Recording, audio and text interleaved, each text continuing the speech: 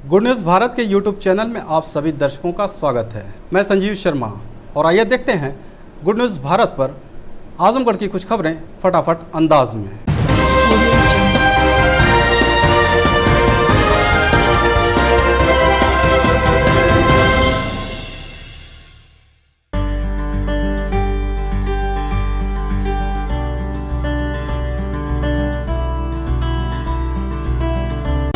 We have wings, we can fly, look at the world in the eye. We have a heart that is kind and a wise, open mind. We have hope, we have love, we can rise up above.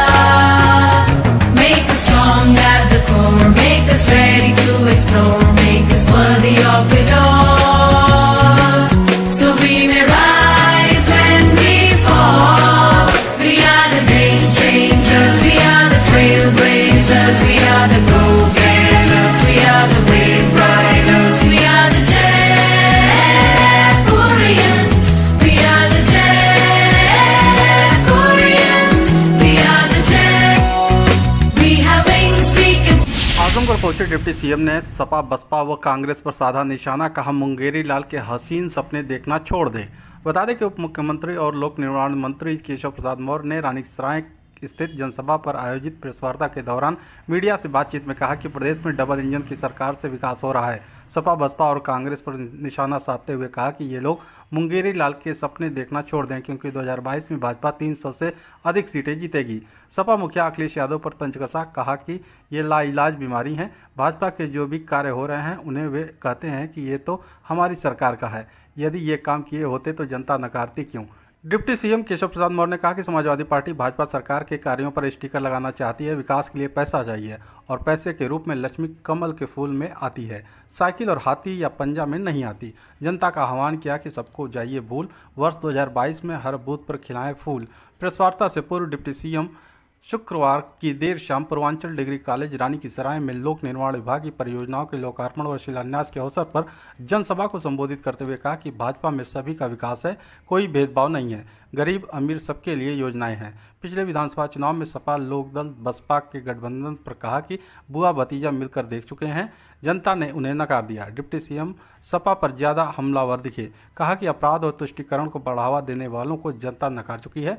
पहले ये लोग किसी मंदिर आदि में नहीं जाते थे, आज ये कुंभ में स्नान कर रहे हैं, मंदिरों में मत्था टेक रहे हैं। प्रधानमंत्री नरेंद्र मोदी ने कमीशनखोरी को बंद करा दिया।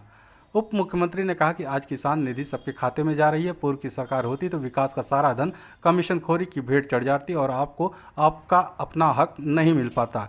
कहा कि 100 में 60% मतदाता हमारा है और जो शेष है उसमें भी हमारा है, क्योंकि हमने सबका विकास किया है। विकास में कोई भेदभाव नहीं है। हर घर नल से जल पहुंचाने का काम हो रहा है। राशन हम लगातार कोविड काल में दे रहे हैं। उनको एक लाइलाज रोग है और सपा का स्टिकर लगा करके उनको याद आता है कि मैं सत्ता में हूं और मैंने ये काम शुरू किया था या मैंने ये काम किया है, जबकि सच ये नहीं, ना वो सत्ता में है ना अभी 40 साल तक सत्ता में आने वाला। कहा जा रहा है कि आप एक कमल का फूल आदरणीय योगी जी के नेतृत्व में हम लोग चुनाव लड़ रहे हैं। सर, बसपा के साथ भी कुछ तालमेल चल रहा है? बसपा से कुछ पहले या बाद? हमें क्या जरूरत है? जिसको जरूरत होगी हमारे पास आएगा, हमें जरूरत होगी उस पर विचार करेंगे। मतलब हम तो विकल्प खुले? नहीं, हमारे पास कोई विकल्प नहीं खुला हुआ है। हमारे पास बसपा का पूरा वोट तो भाजपा के साथ आ रहा है, हम उनकी सेवा कर रहे हैं, तो सेवा करेंगे तो आशीर्वाद किन्हें देंगे? जो शोषण करने वाले, चाहे सपा हो, चाहे बसपा हो, चाहे कांग्रेस हो, इन्होंने शोषण किया, इन्होंने लूटा है, भ्रष्टाचार किया है। इसका दंड इनको लगातार 3 चुनाव मिला है, 22 में फिर मिलेगा, 24 में फिर मिलेगा। और ये सब मैं ये मानता हूँ कि 2022 सपा बसपा कांग्रेस की उत्तर प्रदेश से मतलब पूर्णतः विदाई का वर्ष है। क्या सर अगला 2022 के मुख्यमंत्री आप होंगे? अरे आप कैसे सवाल कर रहे हो? मुंगेरी लाल की तरह जैसे अखिलेश यादव जी की तरह आपको भी सपना आ रहा है। एक सवाल और नहीं, ये सवाल मेरा नहीं, ये अभी हमारे आदरणीय मुख्यमंत्री जी के नेतृत्व में हम चुनाव लड़ रहे हैं और चुनाव लड़ रहे हैं। चुनाव जीतने के बाद जो होगा वो देखेंगे, लेकिन अभी ये मैं उनका मुख्यमंत्री हूँ, ये पार्टी के संसदीय बोर्ड राष्ट्रीय अध्यक्ष जी टीम का निर्णय होता है। ऐसे सवाल करने से कोई मजा मिलता है, चटकारेदार खबरें, उसका मतलब नहीं होता। हम चुनाव जीत रहे हैं। हमारी सरकार का प्रयास जो सबका साथ सबका विकास है, वैसे ही हमारी सरकार का यह भी संकल्प है कि सभी जिलों का एक जैसा विकास, चाहे गोरखपुर हो, चाहे प्रयागराज हो, चाहे कानपुर हो, चाहे काशी हो, चाहे गाजियाबाद हो, चाहे गोंडा हो, सभी जिलों का बिना भेदभाव के सभी क्षेत्रों में विकास हम लोग कर रहे हैं। और विकास के कारण से भारतीय जनता पार्टी का समर्थन जो 2014 में था, उससे समर्थन अधिक हमें 2017 में मिला। सपा बसपा लोक दल ने गठबंधन किया 2019 में, इसके बाद भी हमें उससे भी ज़्यादा समर्थन मिला। हमें 51% वोट प्रदेश में मिले, 64 हमारे सांसद जीते। 2022 में भी हम 300 से अधिक सीटें जीतेंगे और 60% मत प्राप्त करेंगे। एक मैं इसी के लिए नारा लगाया करता हूँ, 100 में 60 हमारा, 40 में बंटवारे में भी हमारा। और जो सपा बसपा कांग्रेस या जो भी चाहे ओवैसी ये इतने तमाम जो दल घूम रहे हैं, मैं यह मानता हूँ कि सारे विरोधी एक तरफ हो जाएंगे और भाजपा अपने गठबंधन साथियों के साथ एक तरफ होगी, तब भी हम 300 से अधिक सीटें जीत करके 2022 में फिर सरकार बनाएंगे। आजमगढ़ पहुंचे डिप्टी सीएम केशव प्रसाद मौर्य ने 454.89 करोड़ की 242 विकास परियोजनाओं का लोकार्पण व शिलान्यास किया। बता दें कि यूपी के डिप्टी सीएम व लोक निर्माण विभाग मंत्री केशव प्रसाद मौर्य अपने निर्धारित कार्यक्रम से लगभग 4 घंटे देरी से जिले के रानीसराय स्थित पूर्वांचल डिग्री कॉलेज जनसभा स्थल पर पहुंचे। इस दौरान उन्होंने दीप प्रज्वलन कर कार्यक्रम का शुभारंभ किया। बीजेपी पदाधिकारियों व नेताओं ने केशव प्रसाद मौर्य का जोरदार स्वागत किया।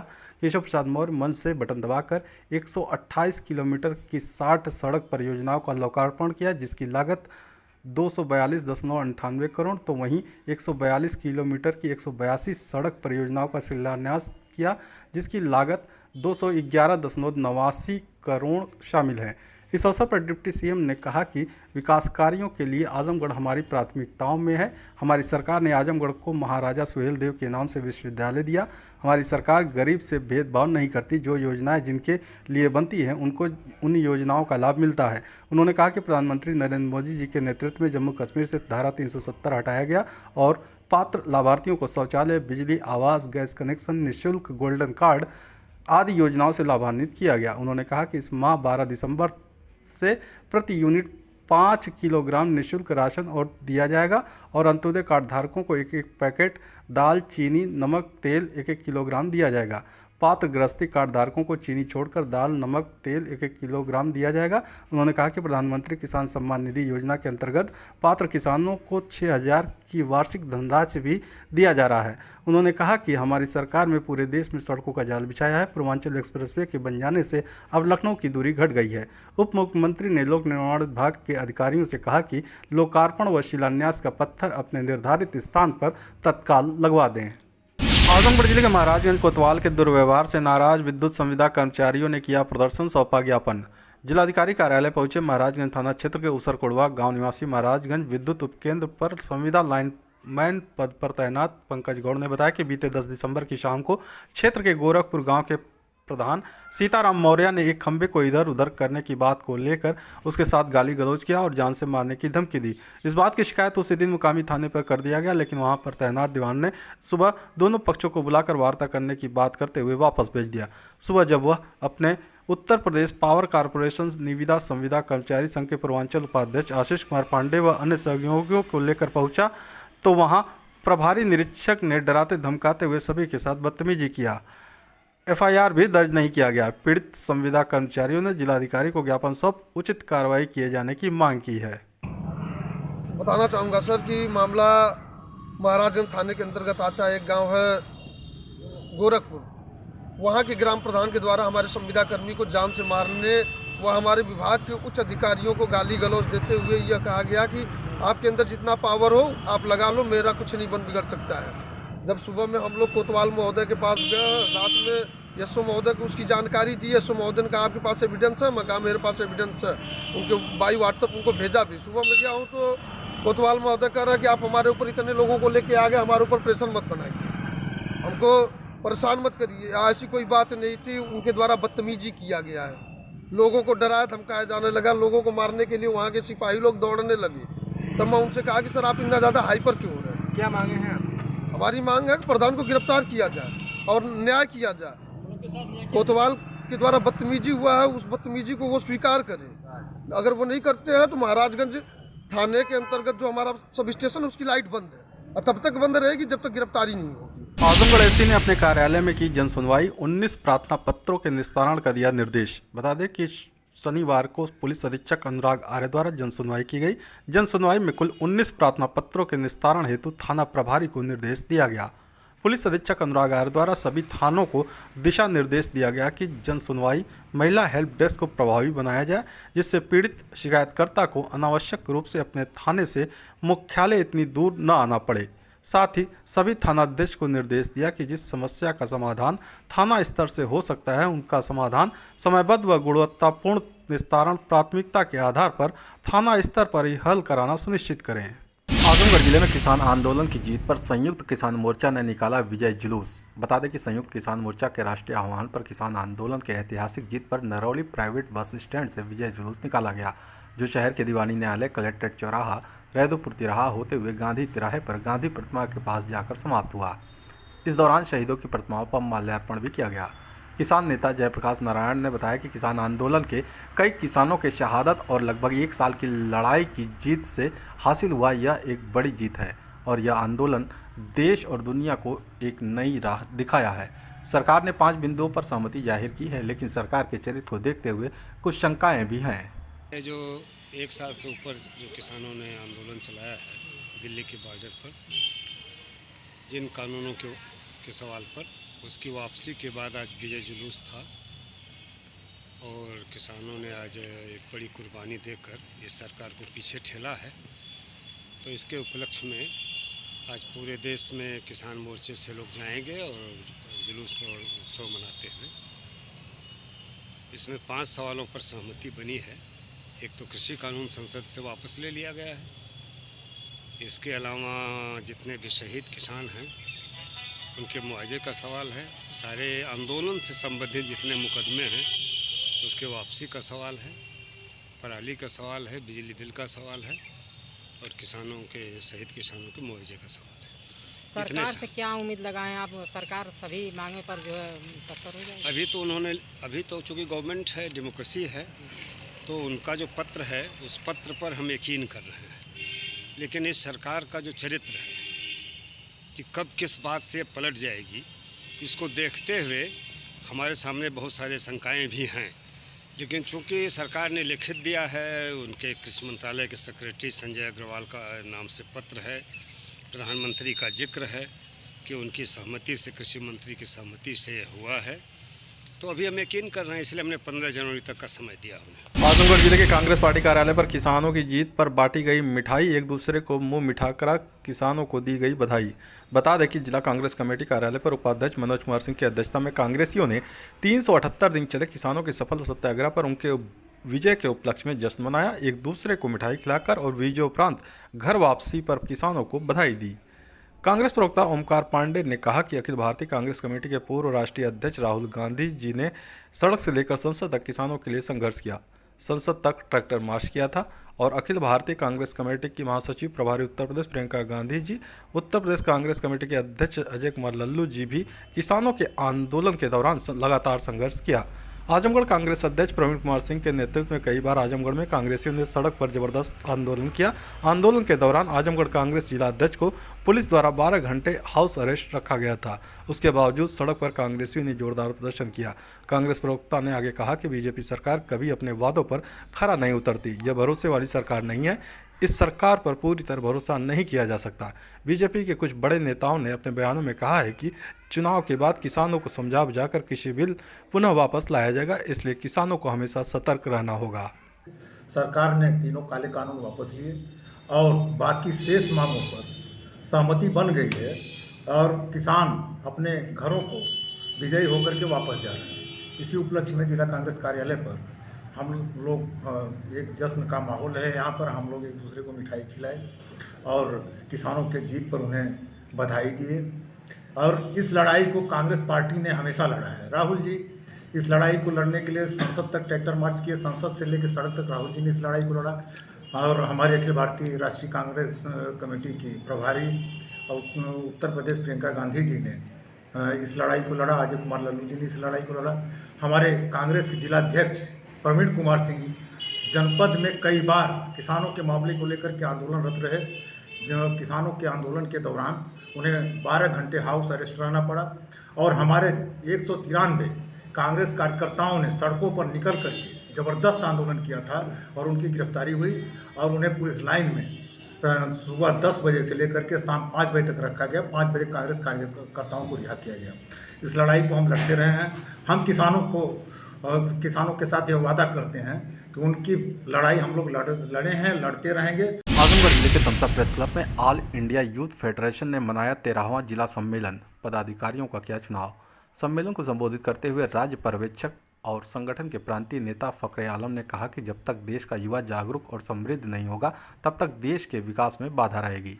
संगठन के संरक्षक और संयोजक जितेंद्र हरिपांडे ने कहा कि इस संगठन के निर्माता भगत सिंह थे, इसलिए संगठन के राष्ट्रीय स्तर पर मांग है कि देश में भगत सिंह राष्ट्रीय रोजगार गारंटी योजना लागू की जाए और बेरोजगारों को बेरोजगारी भत्ता दिया जाए। सम्मेलन को परचित सिंह, सुल्तान अहमद, शफीक अहमद, खरपत्तू राजभर आदि ने संबोधित किया। इस अवसर पर संगठन के जिला अध्यक्ष मोहम्मद शेख अब्दुल्ला और जिला मंत्री राजीव कुमार यादव के साथ ही मोहम्मद सऊद को उपाध्यक्ष, अब्दुल्ला एडवोकेट को सहायक मंत्री, शिव कुमार को संगठन मंत्री तो नरेश प्रजापति को सदस्य मंत्री परिषद चुना गया। कोषाध्यक्ष अजय कुमार तिवारी को तो संगठन के संरक्षक जितेंद्र हरिपांडे एडवोकेट को चुना गया। इस दौरान शंकर प्रजापति, अशोक कुमार यादव, अजय कुमार यादव, रुदल कन्नौजिया, संदीप अनिल सहित अन्य लोग उपस्थित रहे। आजमगढ़ सुखदेव पहलवान स्टेडियम में 73वां मंडलीय पीआरडी स्थापना दिवस पर खेलकूद प्रतियोगिता का हुआ आयोजन। बता दें कि प्रांतीय रक्षक दल एवं युवा कल्याण विभाग की तरफ से 73वां मंडलीय पीआरडी स्थापना दिवस समारोह का आयोजन शनिवार को सुखदेव पहलवान स्टेडियम ब्रह्मस्थान में किया गया। मुख्य अतिथि पुलिस अधीक्षक अनुरागार ने मंडल के प्रत्येक जिले से आए एक प्लाटून पीआरडी जवानों ने रैतिक परेड का मान प्रणाम लिया। कंपनी कमांडर के अनुरोध पर कंपनी का निरीक्षण किया। इस दौरान आयोजित खेलकूद प्रतियोगिता में 100 मीटर दौड़ में राजू पीआरडी मऊ प्रथम, शिवाशंकर शाह पीआरडी बलिया द्वितीय, इंदल पीआरडी आजमगढ़ तृतीय रहे, जबकि 200 मीटर दौड़ में मुन्ना गौड़ पीआरडी मऊ प्रथम, शत्रुघ्न पीआरडी बलिया द्वितीय व राजू पीआरडी आजमगढ़ तृतीय स्थान पर रहे। रस्साकसी में आजमगढ़ प्रथम, बलिया द्वितीय और मऊ तृतीय स्थान पर रहा। मार्च पास्ट में आजमगढ़ प्रथम, मऊ द्वितीय व बलिया जिला तीसरे स्थान पर रहा। एसपी ने विजेता पीआरडी जवानों को प्रशस्ति पत्र देकर सम्मानित किया। कहा कि वर्दीधारी के लिए अनुशासन, ईमानदारी एवं मेहनत व शिद्दत आवश्यक है। बेहतर पुलिस व्यवस्था कायम रखने में पीआरडी के जवान मदद करेंगे। जिला युवा कल्याण एवं प्रांतीय रक्षक दल अधिकारी राजनीति सिंह एसपी अनुरागार को अंग वस्त्र एवं स्मृति चिन्ह देकर सम्मानित किया। आजमगढ़ शहर कोतवाली के गोदाम घाट पुल के पास ट्रक ने बाइक को मारी टक्कर, युवक की मौत। पुलिस ने शव पोस्टमार्टम के लिए भेजा। बता दें कि सरायमीर थाना क्षेत्र के संजरपुर कस्बे के रहने वाले 23 वर्षीय गुलजार की शादी 1 वर्ष पूर्व शहर कोतवाली क्षेत्र के बदरका मोहल्ला स्थित फ्रेंड्स कॉलोनी के जाहिद हुसैन की पुत्री अनम से हुई थी। शादी के 2 माह बाद से ही गुलजार ससुराल में रहने लगे। वह मुकेरीगंज स्थित एक दुकान पर पैम्पर्स की सेल्समैनी करके परिवार की जीविका चलाते थे। शुक्रवार को शाम पत्नी से कहकर गए कि मालिक से मिलकर देर रात लौटूंगा। देर रात वह बाइक से बाईपास होते हुए ससुराल लौट रहे थे कि बाइक गोदाम घाट के समीप पहुंची कि ट्रक ने टक्कर मार दी, जिससे वे घायल हो गए। घायल को जिला अस्पताल ले जाया गया, जहां आपातकालीन कक्ष में तैनात डॉक्टर राघवेंद्र सिंह ने मृत घोषित कर दिया। आजमगढ़ शहर के शिवली नेशनल पीजी कॉलेज में 2 दिवसीय पुरुष फुटबॉल प्रतियोगिता का हुआ शुभारंभ। बता दें कि वीर बहादुर सिंह पूर्वांचल विश्वविद्यालय अंतर महाविद्यालय 2 दिवसीय पुरुष फुटबॉल प्रतियोगिता का शुभारंभ शनिवार को शिवली नेशनल महाविद्यालय के खेल मैदान में हुआ। शुभारंभ महाविद्यालय के प्राचार्य डॉक्टर अफसर अली ने फीता काटकर किया। प्रतियोगिता का प्रथम मैच खेल रही टीडी कॉलेज जौनपुर बनाम पीजी कॉलेज गाजीपुर के खिलाड़ियों से परिचय प्राप्त कर किया।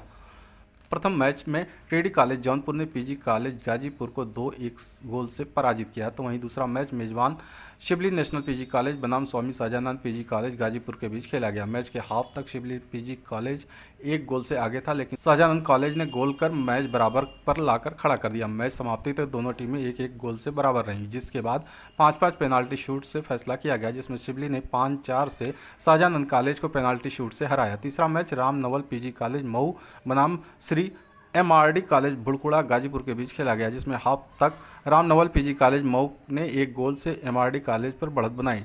मैच के दूसरे हाफ में रामनवल ने 2 और गोल कर 3-0 से एमआरडी कॉलेज भुड़कुड़ा पर विजय प्राप्त की।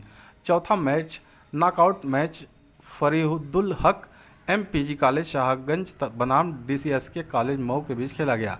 दर्शन छात्र के सहायक प्रोफेसर सह मीडिया प्रभारी डॉक्टर विनोद कुमार सिंह ने बताया कि नॉकआउट में आज की विजेता टीम 12 दिसंबर को सेमीफाइनल खेलेंगी। सेमीफाइनल में विजेता टीम फाइनल मैच खेलेंगी। आजमगढ़ जिले की ठठियाओं के पास ऑटो व बाइक की टक्कर में 2 घायल, जिला अस्पताल में भर्ती। बता दें कि निजामाबाद थाना क्षेत्र के खैरुद्दीनपुर गांव निवासी इंदल सोनकर अपने चचेरे भाई विपिन के साथ खुद ऑटो चलाकर मुबारकपुर थाना अंतर्गत चिवटही गांव निवासी मामा विशाल के यहां गए थे। वहीं से शुक्रवार की देर रात दोनों ऑटो से घर लौट रहे थे कि छठियाओं के पास सामने से आ रही बाइक से टक्कर हो गई, जिसमें दोनों ऑटो के पलटने से घायल हो गए, जबकि बाइक सवार को मामूली चोटें आई।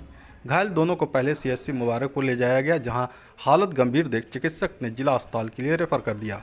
दोनों घायलों का इलाज जिला चिकित्सालय में चल रहा है। खबरों में हो चला है एक छोटा सा ब्रेक। आप देखते रहिए गुड न्यूज भारत।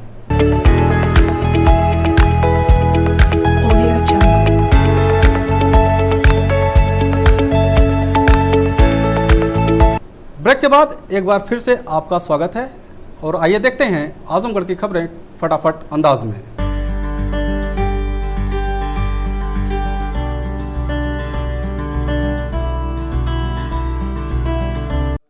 अमीलिया में चोर घर में घुसकर अलमारी में रखा 2.5 लाख रुपया नकद और लाखों के आभूषण किए चोरी। सूचना पाकर पहुंची पुलिस ने की जांच पड़ताल।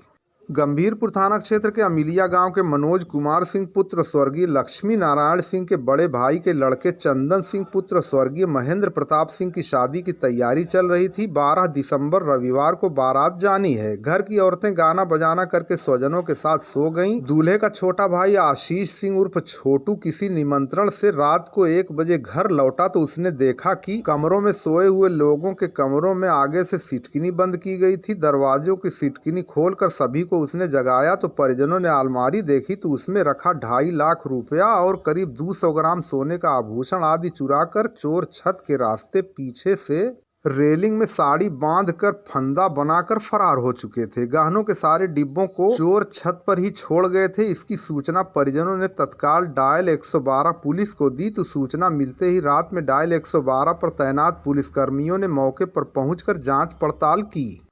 सूचना पाकर शनिवार की सुबह गोसाई की बाजार पुलिस चौकी से पहुंचे 2 पुलिसकर्मियों द्वारा भी जांच की गई। कलीचाबाद में शंकर बाबा मंदिर पर मंडल महामंत्री आशीष कुमार सिंह के नेतृत्व में चलाया गया स्वच्छता अभियान। भाजपा देवगांव सिधौना मंडल के कलीचाबाद शक्ति केंद्र में स्थित शंकर बाबा मंदिर पर आज शनिवार को मंडल महामंत्री आशीष कुमार सिंह के नेतृत्व में स्वच्छता अभियान चलाया गया। मंडल अध्यक्ष अवधराज यादव ने बताया कि स्वच्छता अभियान मंडल में प्रतिदिन विगत कई दिनों से चल रहा है। उन्होंने कहा कि स्वच्छता से विभिन्न प्रकार की बीमारियों से बचा जा सकता है, इसलिए सभी लोग स्वच्छता अपनाएं। इस अवसर पर प्रबुद्ध प्रकोष्ठ के जिला सह संयोजक भानु प्रकाश सिंह, आलोक सिंह, सत्यप्रकाश सिंह, प्रशांत सिंह, अश्विनी, राधेश्याम, अंशुमान, नीलेश, विजय यादव, बबलू सरोज, शुभम गौड़, नीलू चौहान, गोलू कश्यप आदि लोग प्रमुख रूप से मौजूद रहे। देवगांव कोतवाली में आयोजित किया गया संपूर्ण समाधान दिवस। 5 प्रार्थना पत्र हुए प्रस्तुत। देवगांव कोतवाली प्रांगण में आज शनिवार को संपूर्ण समाधान दिवस का आयोजन किया गया, जिसकी अध्यक्षता कोतवाल देवगांव शशि मौली पांडे ने की। इस मौके पर 5 प्रार्थना पत्र प्रस्तुत किए गए, जिसमें से किसी का भी निस्तारण नहीं हो पाया। इस मौके पर कोतवाल शशि मौली पांडे के साथ अन्य कोतवाली देवगांव के स्टाफ और दर्जनों लेखपालों में गौरव सिंह, अश्विनी, सत्येंद्र यादव सहित अन्य लेखपाल तथा अधिकारी और कर्मचारी प्रमुख रूप से मौजूद रहे। आपको बता दें, प्रत्येक दूसरे शनिवार को कोतवाली प्रांगण में संपूर्ण समाधान दिवस का आयोजन किया जाता है। देवगांव में बाबा जय गुरुदेव के परम आध्यात्मिक शिष्य उमाकांत तिवारी का प्रवचन सुनने और नामदान कार्यक्रम में जुटी भारी भीड़। देवगांव के बुढ़ऊ बाबा मंदिर स्थित जय गुरुदेव आश्रम पर बाबा जय गुरुदेव के परम आध्यात्मिक शिष्य उमाकांत तिवारी का प्रवचन सुनने और नामदान कार्यक्रम में भारी संख्या में लोग जमा हुए। इस मौके पर बाबा जय गुरुदेव के परम आध्यात्मिक शिष्य उमाकांत तिवारी ने बाबा जय गुरुदेव के सिद्धांतों पर चलने और शाकाहारी बनने का आह्वान किया। उपस्थित जनों को संबोधित करते हुए उन्होंने कहा कि शाकाहारी बनने के अनेकों लाभ हैं। हजारों की संख्या में आने वाले भक्तों के लिए जौनपुर, वाराणसी और सोनभद्र के भंडारे की व्यवस्था की गई। इस मौके पर महेंद्र राय, संतोष सिंह, राम प्रसाद वर्मा आदि ने व्यवस्था को चुस्त दुरुस्त बनाए रखने के लिए काफी मेहनत और मशक्कत की। भक्तों का दूर दराज से कल शाम से ही आगमन शुरू हो चुका था। सवेरे से ही हजारों भक्तों की भीड़ लगनी शुरू हो चुकी थी। छावनी से कटौली जाने वाले मार्ग के पास एक पिकअप बोलेरो में 4 व्यक्तियों को डकैती की योजना बनाते समय पुलिस ने किया गिरफ्तार। पुलिस द्वारा जारी किए गए प्रेस नोट के अनुसार आज दिनांक 11 दिसंबर 2021 को पुलिस अधीक्षक अनुराग आर्य के द्वारा अपराध और अपराधियों की गिरफ्तारी हेतु चलाए जा रहे अभियान और अपर पुलिस अधीक्षक नगर के कुशल निर्देशन क्षेत्राधिकारी लालगंज और प्रभारी निरीक्षक थाना देवगांव के नेतृत्व में वरिष्ठ उप निरीक्षक तारकेश्वर राय मैं हमराह रोकथाम जुर्म जराइम में मामूर थे कि जरिए मुखबिर की सूचना पर छावनी से कटौली जाने वाले मार्ग के पास एक सफेद रंग की पिकअप बोलेरो में 4 व्यक्तियों को डकैती की योजना बनाते समय एक अदद तमंचा 315 बोर, एक अदद जिंदा कारतूस 315 बोर, 3 अदद नाजायज चाकू के साथ जुल्फिकार अली पुत्र अब्दुल्ला निवासी चूड़ीहारी मोहल्ला मदीना मार्केट थाना गोपीगंज जनपद भदोही, मोहम्मद तौकीर पुत्र कुद्दूस साकिन छौड़ाही थाना गोरौल जनपद वैशाली बिहार, मोहम्मद कुर्बान पुत्र मोहम्मद रमजान निवासी छौड़ाही थाना गुरौल जनपद वैशाली बिहार, साहिल पुत्र पप्पू निवासी माधो सिंह घाटमपुर थाना औराई जनपद भदोही को गिरफ्तार कर आवश्यक विधिक कार्रवाई नियमानुसार की गई। पुलिस के अनुसार एक अभियुक्त अंधेरे का लाभ उठाकर भागने में सफल हो गया, जिसकी तलाश की जा रही है। गिरफ्तार करने वाली पुलिस टीम में वरिष्ठ उप निरीक्षक Tarkeshwar Rai, head constable Sanjay Dubey, head constable Shyam Kumar Gautam, constable Dilip Kumar मौजूद रहे। आजमगढ़ जिले के पिथौरपुर गांव में लेखपाल दंपत्ति की हत्या का हुआ खुलासा। बहू ने प्रेमी के साथ मिलकर घटना को दिया अंजाम, 7 गिरफ्तार। पुलिस अधीक्षक कार्यालय में आयोजित प्रेस वार्ता के दौरान एसपी ने तरमा थाना क्षेत्र के पिथौरपुर गांव में लेखपाल दंपत्ति की हुई हत्या का अनावरण करते हुए चौंकाने वाला खुलासा किया। एसपी अनुराग आर्य ने बताया कि मृतक लेखपाल की बहू ने अपने प्रेमी के साथ मिलकर हत्या की साजिश रची। एसपी ने बताया कि लेखपाल को मारने के बाद नौकरी उसके पुत्र को मिल जाता और फिर पुत्र को मारने के बाद नौकरी बहू को मिल जाता, इसलिए इस हत्या को बहू ने अपने प्रेमी के साथ मिलकर अंजाम दिलवाया। एसपी ने बताया कि बीते 29 नवंबर को लेखपाल की बहू का प्रेमी पंकज यादव अपने दोस्त अखिलेश को लिया और रास्ते में शराब पीने के बाद वे रात को लेखपाल के घर पहुंचे और लोहे की राड व चापड़ से प्रहार कर लेखपाल और उनकी पत्नी की हत्या कर दी और फरार हो गए। हत्या के बाद दोनों अभियुक्तों को कई लोगों ने शरण दिया, उनको भी गिरफ्तार कर लिया गया है। इस हत्या में अब तक 7 लोगों की गिरफ्तारी हो चुकी है। मुख्य अभियुक्त पंकज यादव अभी फरार है। एसपी ने बताया कि उस पर 25,000 रुपये का इनाम घोषित किया गया है। हत्या में शामिल आलाकत भी बरामद कर लिया गया है। एसपी ने इस डबल मर्डर का खुलासा करने में लगी टीम को 15,000 रुपये इनाम देने की घोषणा की है। थाना क्षेत्र तरवा में एक डबल मर्डर की घटना हुई थी, जिसमें एक बुजुर्ग लेखपाल और उनकी पत्नी की हत्या की गई थी धारदार हथियार से। इस घटना के अनावरण के लिए 4 टीमें जनपद पुलिस के द्वारा लगाई गई थी। आज 11 दिसंबर को इस घटना का अनावरण किया जा रहा है। घटना में टोटल 6 एंगल हमारे पास ऐसे आए थे जिनके ऊपर काम किया गया। टोटल 27 अभियुक्तों से इसके संबंध में पूछताछ की गई और जो घटना का मोटिव जानकारी हुई है उसमें आज ये अभियुक्त आपके सामने गिरफ्तार है। जो घटना की गई उसमें जो मृतक है उनके लड़के की पत्नी ज्योति, उनकी मुख्य भूमिका है।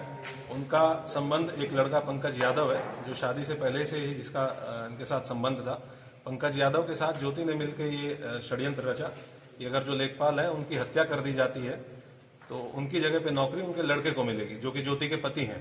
और जब इनको नौकरी मिल जाएगी तो उसके बाद पति की भी हत्या करने के बाद जो नौकरी है वो ज्योति को मिलेगी और उसके बाद ज्योति और उसका प्रेमी पंकज यादव ये दोनों लोग फिर एक नए तरीके से अपनी जिंदगी शुरू करेंगे। ये इन लोगों का प्लान था। इस प्लान के तहत पंकज यादव ने अपने एक दोस्त अखिलेश यादव को तैयार किया और उसके साथ 28 तारीख को शाम को ये अपने जो रानी की सराय के रहने वाले हैं वहां से मोटरसाइकिल पे निकले। इन्होंने बीच में शराब भी पी और इनके साथ धारदार हथियार अपने साथ लेके गए थे, पूरी तैयारी के साथ गए थे। मोबाइल फोन इनके द्वारा अपना रख दिया गया था। मौके पे जाकर जब इन्होंने ये देख लिया कि दोनों दंपत्ति उस मकान पे, क्योंकि ये रात के टाइम वहां आते थे और रात के टाइम वहीं पे सोते थे, जब देख लिया कि पहुंच गए तो इन्होंने अपनी मोटरसाइकिल नहर के किनारे खड़ी करके और खेतों के रास्ते से गए, मकान में पीछे से एंट्री की। इनके पास चापड़ था, एक रॉड थी, इसी का इस्तेमाल करते हुए दोनों लोगों ने उन दोनों की हत्या कर दी और उसके बाद मोटरसाइकिल से ही वहां से ये लोग भाग निकले। इस पूरी घटना में जो टीम लगी थी अनावरण के लिए, उस टीम को मेरे द्वारा 15,000 रुपए का पुरस्कार भी दिया गया है। उसके साथ साथ हम लोगों ने और भी लोगों को गिरफ्तार किया है जो इनके साथ देने वाले लोग थे, जिनके द्वारा इनको या तो प्लानिंग में शामिल रहे या इनकी शरण देने में मदद की। इसमें एक लड़का है जेके मलिक, जितेंद्र कुमार मलिक। इसके द्वारा इस पूरी घटनाक्रम में ये पूरे लड़कों का जो गैंग था ये भी उसमें शामिल था। इसके द्वारा भी घटना के बाद अभियुक्तों को बचाने में, उनको प्रोटेक्शन देने में मदद की गई। एक और लड़का है जिसका नाम है सिंटू यादव, इसके द्वारा अपने घर पे रुकवाया गया, प्लस इनको पैसा दिया गया ताकि ये घटना के बाद भाग सकें, इनके पास पर्याप्त पैसा हो, इनको बाद में समस्या ना हो। इसके साथ साथ एक लड़का धर्मेंद्र यादव और रमाकांत यादव पंकज यादव का पिता है। जो पंकज यादव अभी अभियुक्त है वो फरार है, उसके ऊपर 25,000 का इनाम मेरे द्वारा घोषित किया गया है। जो दूसरा अभियुक्त है अखिलेश यादव, जो घटना करने मौके पे गया था, उसको गिरफ्तार कर लिया गया है। इन सभी से विस्तृत पूछताछ की गई है। हम लोग इस एंगल पे भी काम कर रहे हैं कि किन किन लोगों ने इनको अपने घर पे रखा। उसमें से 2 लोगों को आज जेल भेजा जा रहा है और भी अगर लोग इसमें शामिल हैं जिन्होंने इनको शरण दी या पैसे से इनकी मदद की या कोई ऐसी जानकारी दी इनको जिससे ये भाग सकें या बच सकें और घटना के अनावरण में देरी हो सके या ना हो, उन सभी को इसमें जेल भेजा जा रहा है। टोटल 7 लोगों को आज गिरफ्तार करके जेल भेजा जा रहा है, जिसमें ज्योति यादव जो मुख्य प्लानिंग में शामिल रही, मृतक के लड़के की पत्नी है। दूसरा अखिलेश यादव जिसने ये घटना कारित की है और इसके साथ साथ 5 अभियुक्त और हैं जिन्होंने इनको शरण दी या जो प्लानिंग में शामिल रहे। इन टोटल को आज गिरफ्तार पुलिस टीम के द्वारा किया गया है और इस घटना का अनावरण किया गया है। जो मृतक है उनके परिजनों को भी इसके बारे में जानकारी दे दी गई है। मृतक के बेटे को भी जानकारी दे दी गई है। वो पुलिस की कार्रवाई से अब तक संतुष्ट है और उनके द्वारा उनको सुरक्षा की व्यवस्था के लिए भी मेरे द्वारा थानाध्यक्ष को निर्देशित कर दिया गया है कि किसी भी प्रकार से मृतक के परिवार को कोई परेशानी ना हो। ये थानाध्यक्ष की व्यक्तिगत जिम्मेदारी है कि पूरे परिवार की सुरक्षा व्यवस्था, जितने इसमें गवाह हैं उनकी सुरक्षा व्यवस्था 100% सुनिश्चित करें। आजमगढ़ पुलिस अधीक्षक अनुराग आर्य ने जहानागंज थाने का किया निरीक्षण, दिए आवश्यक दिशा निर्देश। बता दें कि पुलिस अधीक्षक अनुराग आर्य द्वारा जहानागंज थाने का निरीक्षण किया गया। सर्वप्रथम उन्होंने समस्त अभिलेख, अपराध रजिस्टर, ऑर्डर बुक, जन सुनवाई रजिस्टर का निरीक्षण कर अभिलेखों को ससमय अभिलेखित करने हेतु निर्देशित किया व गैंगस्टर गुंडा एक्ट में त्वरित कार्रवाई हेतु निर्देश दिया। निरीक्षण के उपरांत एसपी ने थाने के समस्त कर्मचारियों से वार्ता की और पुलिसकर्मियों को बीट की कार्यप्रणाली, अभिसूचना व मुखबिर तंत्र को मजबूत रखने के संबंध में दिशा निर्देश दिए। एसपी ने कहा कि पूर्व में हुई हत्या, डकैती, लूट, नकबजनी एवं महिला संबंधी अपराधों में शामिल अपराधियों के विरुद्ध गुंडा एक्ट, गैंगस्टर एक्ट की कार्रवाई करें। अभ्यस्त अपराधियों की हिस्ट्री शीट खुलवाने एवं गैंग पंजीकृत कराने की कार्रवाई की जाए। ऐसे अपराधी जिन पर गैंगस्टर की कार्रवाई हुई हो, उन अपराधियों द्वारा अपराध में अर्जित चल अचल संपत्तियों का पता लगाकर कुर्की जब्ती की कार्रवाई की जाए। हाल में हुई लूट की घटनाओं के अनावरण के लिए अपर पुलिस अधीक्षक नगर के पर्यवेक्षण में थाना प्रभारी निरीक्षक जहानागंज की टीम गठित की गई। क्षेत्राधिकारी सदर को निर्देशित किया कि हाई ब्लड प्रेशर व डायबिटीज आदि गंभीर बीमारी से पीड़ित कर्मचारियों को जिला चिकित्सालय में योग्य चिकित्सक की देखरेख में इलाज की पूरी व्यवस्था कराई जाए। इसके अलावा पुलिस अधीक्षक द्वारा थाना जहानागंज के भोजनालय में पुलिसकर्मियों के साथ बैठकर भोजन किया गया तथा पुलिसकर्मियों की समस्याओं को सुना एवं संबंधित को आवश्यक दिशा निर्देश दिया। अहमद सैफ खान को सपा लोहिया वाहिनी का राष्ट्रीय सचिव बनाए जाने पर लालगंज अल्पसंख्यक प्रकोष्ठ के कार्यकर्ताओं में प्रसन्नता की लहर। समाजवादी पार्टी के युवा कार्यकर्ता अहमद सैफ खान को उनके सराहनीय कार्य और पार्टी के प्रति उनकी निष्ठा को दृष्टिगत रखते हुए समाजवादी पार्टी के राष्ट्रीय अध्यक्ष अखिलेश यादव के दिशा निर्देश पर उन्हें समाजवादी पार्टी लोहिया वाहिनी का राष्ट्रीय सचिव घोषित किया गया है। उनके इस मनोनयन से कार्यकर्ताओं में प्रसन्नता की लहर दौड़ गई। लालगंज विधानसभा के अल्पसंख्यक प्रकोष्ठ के अध्यक्ष सहीम अहमद खान ने उनके इस मनोनयन पर राष्ट्रीय अध्यक्ष अखिलेश यादव का आभार प्रकट करते हुए कहा कि अहमद सैफ खान के इस मनोनयन से पार्टी को काफ़ी मजबूती मिलेगी। इस मौके पर सहीम खान, मीडिया प्रभारी सपा लालगंज शाह आलम, अरमान अहमद, नदीम सहित अन्य लोग मौजूद रहे। मैं सहीम खान, अल्पसंख्यक विधानसभा लालगंज, अहमद सैफ खान को समाजवादी पार्टी का लोहिया वाहिनी का राष्ट्रीय सचिव बनाए जाने पर पूरे लालगंज विधानसभा के अल्पसंख्यक प्रकोष्ठ की तरफ से दिल की गहराइयों से मुबारकबाद देता हूं। उनके आने से समाजवादी पार्टी बहुत मजबूत हुई है और पूरे अल्पसंख्यक समाज में खुशी की लहर है।